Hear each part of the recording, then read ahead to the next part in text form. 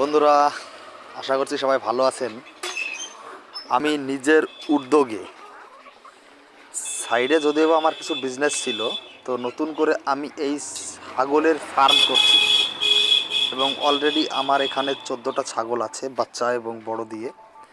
তো আপনারা যারা ছাগলের ফার্ম করতে ইচ্ছুক তারা করতে পারেন। যদি আপনার মোটামুটি বিঘা দুয়েক জমি থাকে ঘাস করার মতো, তাহলে মোটামুটি আপনি 50টা ছাগল পালন করতে পারবেন, 50 থেকে 60টা। দেখুন আমার এখন 14টা, কিছুদিন আগেও 8টা ছিল, বাচ্চা হয়ে এখন 14টা আছে। এখন আমার এই ছাগলটা প্রেগনেন্ট আছে, মোটামুটি 10 থেকে 15 দিনের মধ্যেই বাচ্চা হওয়ার কথা। তো আপনারা যারা ইচ্ছুক ছাগলের ফার্ম করতে তারা অবশ্যই ছাগলের ফার্ম করুন এবং এতে অতিরিক্ত লাভ আছে। যদি আপনারা মনোযোগ দিয়ে করতে পারেন অতিরিক্ত লাভ আছে, কিন্তু আপনারা ভ্যাকসিন করতে ভুলবেন না।